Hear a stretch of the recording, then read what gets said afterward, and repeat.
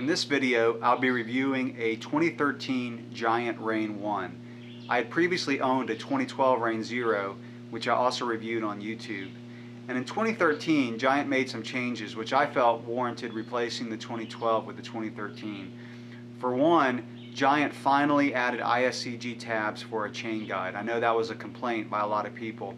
And I had a few drop chains on some rough descents on my 2012. So having a chain guide is a big plus for me. Also, I really like the new Fox CTD fork and shocks. I have it on my cross-country bike.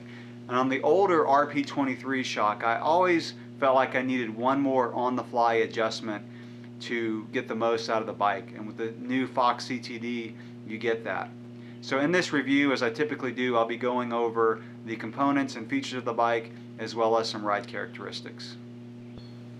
I've kept this bike totally stock except for the grips, because I use Auri grips on all of my bikes and I'm just real familiar with them. And also the saddle. I actually found the stock saddle extremely comfortable.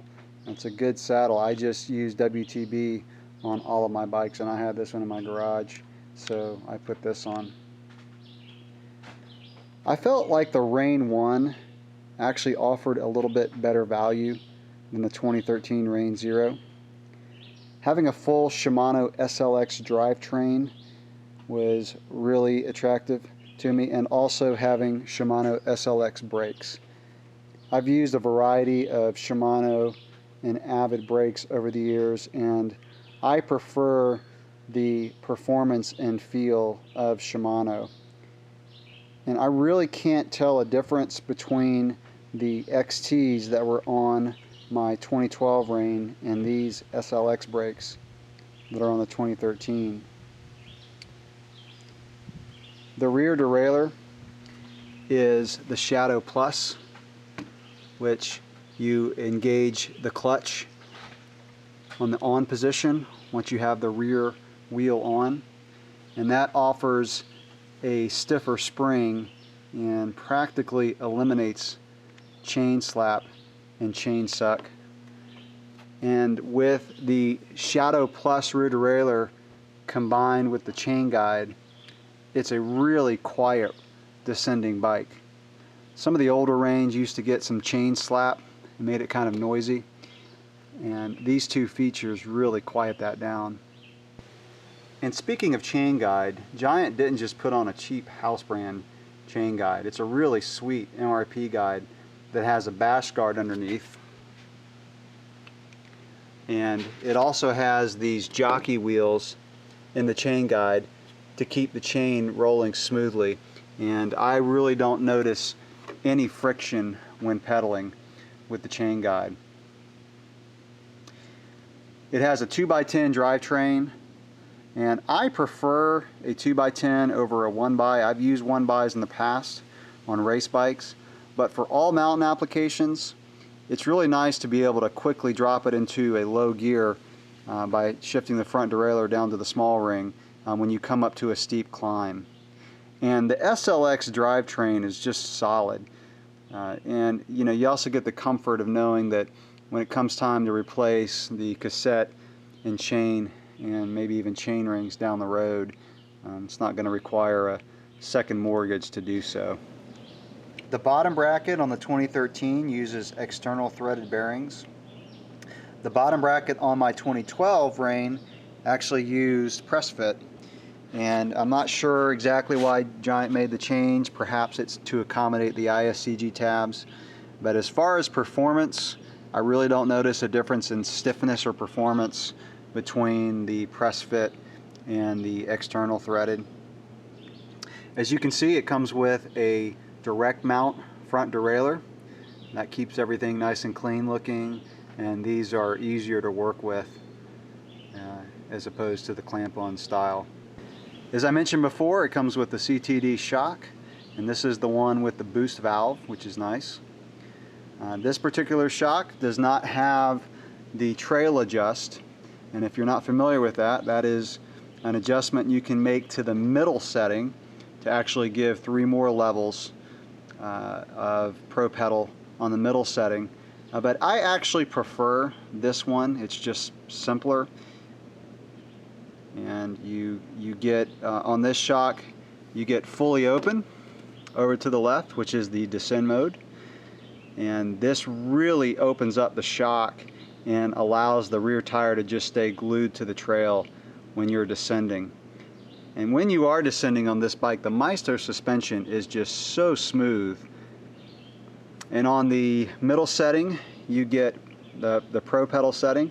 And this is the one that I typically leave it on when I'm on my local trails, which are flatter. They're just more rolling as opposed to long climbs and long descents. And I can just put it in this setting and forget about it. And it gives a real good Pro Pedal setting without having the bike be too stiff over bumps, particularly roots where I ride. And of course, you have the climb mode. And when you have it in climb mode, the shock is still active. It will still move a little bit when you're standing on roads. You can see the shock bobbing a little bit, but it's really not that noticeable. And in the saddle, the suspension stays really firm for climbing when it's in the climb mode.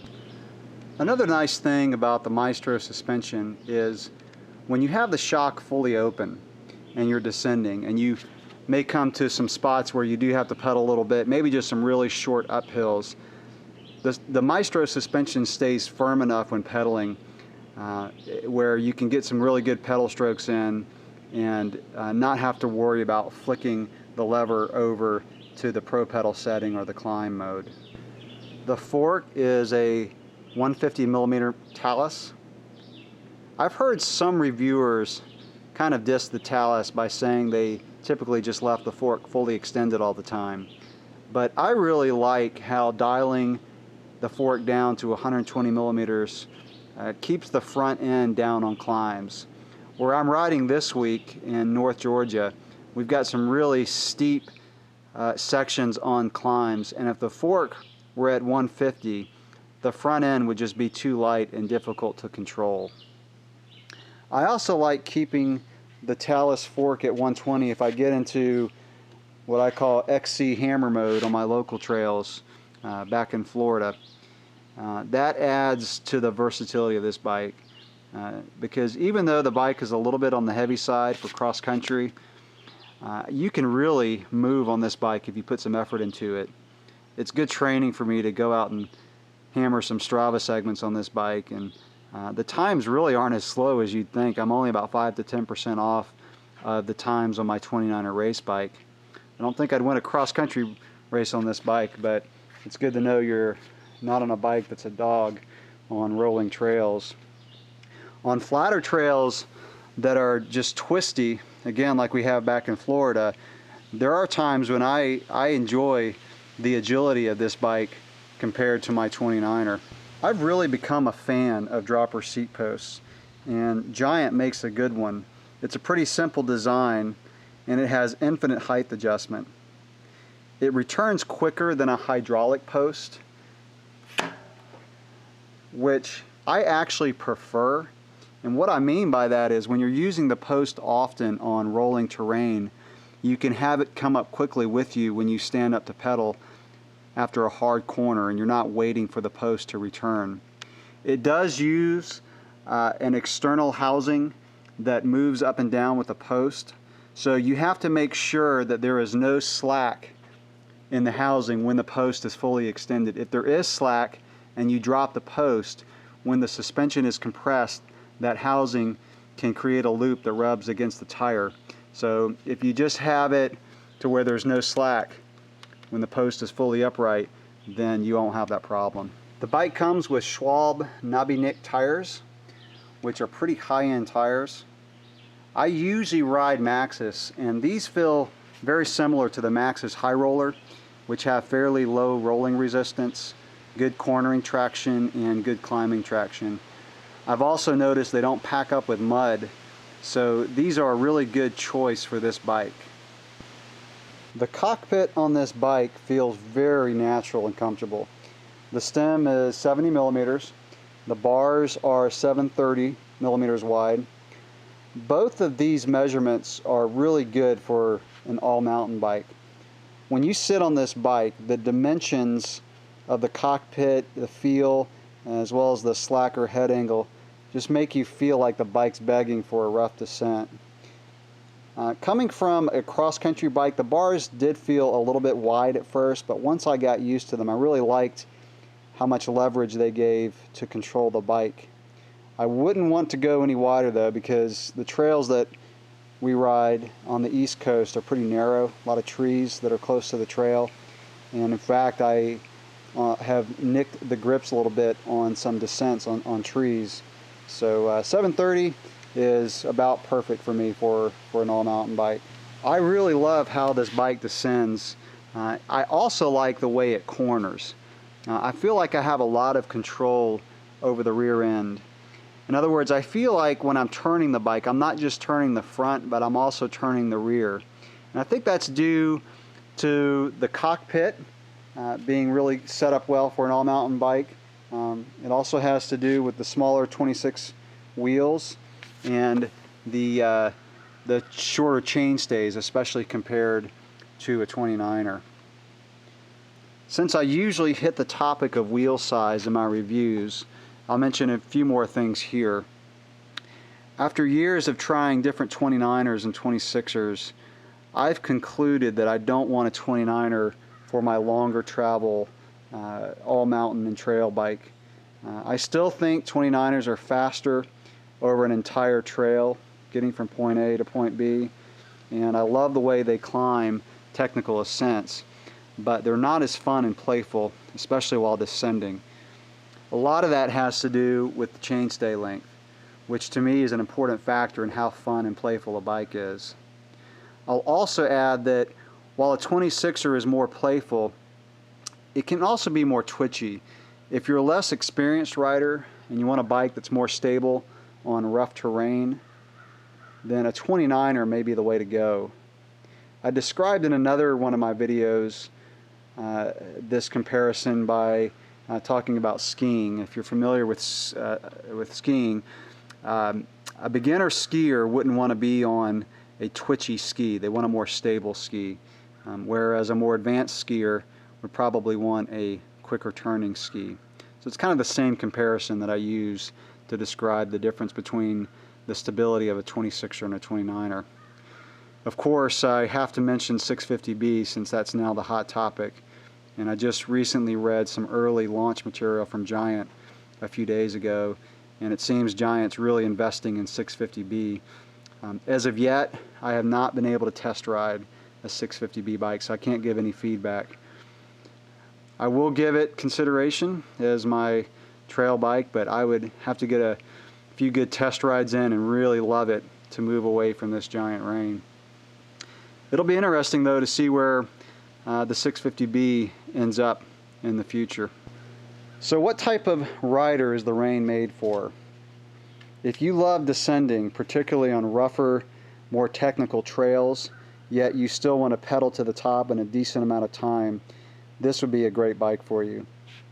If you want to get to the climb as fast as possible, or you ride with really fast cross-country guys on cross-country bikes, or your trails are smooth, you probably would want to go more with a 4-inch travel 29er, more of a cross-country setup.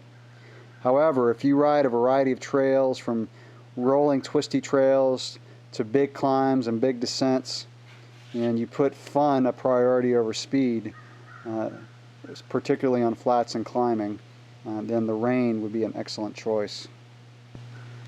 So to sum up this review, the strengths of the Rein is that it's a phenomenal descender without being too slow in the climbs. It won't get you up to the top of a climb quite as fast as a cross-country bike, obviously, but it does not lag that far behind. The versatility of this bike is another really big strength. The combination of the Talus fork, the CTD suspension, the dropper post, you can really change the ride characteristics of the bike depending on the type of trail you're on, or even just a section of trail that you're on. The only weakness I can find is the fact that at 31 pounds, that includes pedals. It's not the lightest bike, but on really steep climbs, I really just don't notice it. The traction you get going up climbs is really good. with the tires. Also, I would really like to have seen Giant put on a 142 millimeter through axle. If they went through adding the ISCG tabs on the 2013, I think they should have totally modernized it with a through axle in the rear. It does have a 15QR in the front, of course, but I'll admit that I don't really notice flex in the rear, so performance-wise, it may not have helped having a 142, especially if you're lighter like me. If you're a heavier rider, maybe.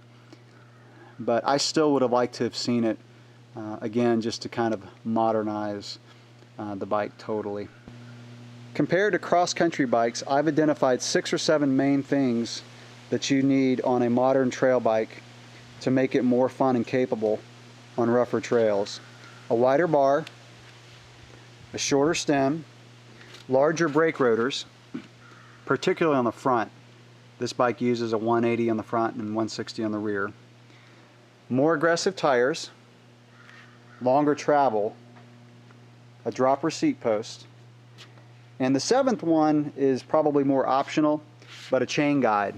If you're riding rough trails, particularly descents, having a chain guide is nice. So the Giant Reign hits every single one of these. It's a bike that you can pick up from your shop and hit the trails without needing to make any modifications. So that wraps up my review of the 2013 Giant Reign 1. I'll close this out with some video I shot this week in the North Georgia mountains aboard the bike. Thanks for watching.